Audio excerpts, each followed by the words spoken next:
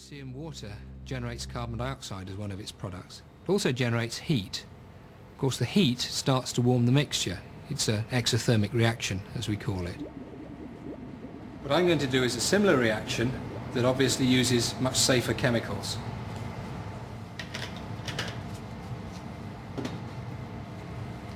This material is going to behave rather like the MIC did. The material I'm adding is in effect the water that came into the vessel.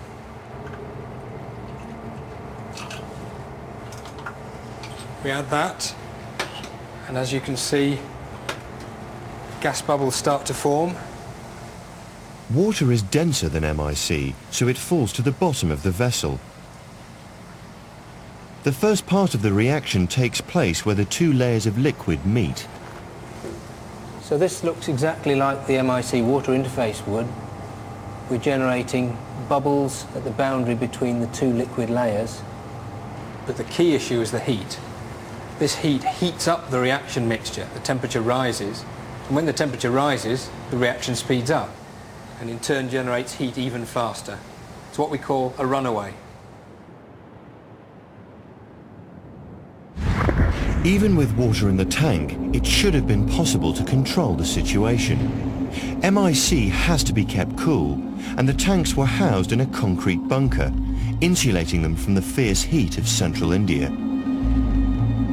There was also a cooling system controlled from a purpose-built refrigeration plant.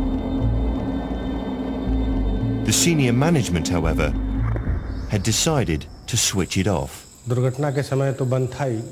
This wasn't running on the night of the tragedy. In fact, it had been off since May '84. The coolant inside had been removed and it was permanently disabled. Switching the refrigeration off was an insane thing to do. These reactions, these exothermic runaway reactions, take place when we're generating more heat than we can remove. The refrigeration system was there to remove heat. Switching it off made this incident much, much more likely. Incredibly, another safety device had been bypassed, in defiance of Union Carbide's own operating instructions.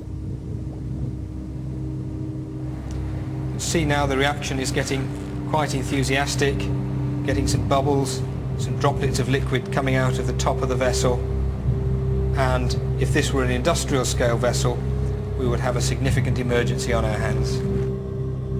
At Bhophal, there was a machine purpose-built to deal with toxic gases, a device known as a vent gas scrubber.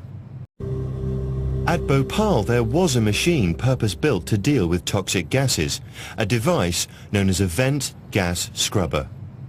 This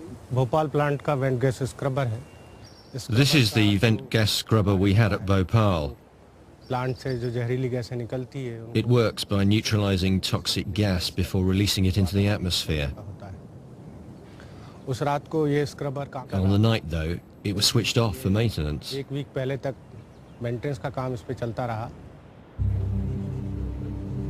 Even if this vital piece of equipment had been on, it was too small to cope with the quantity of MIC that was now out of control.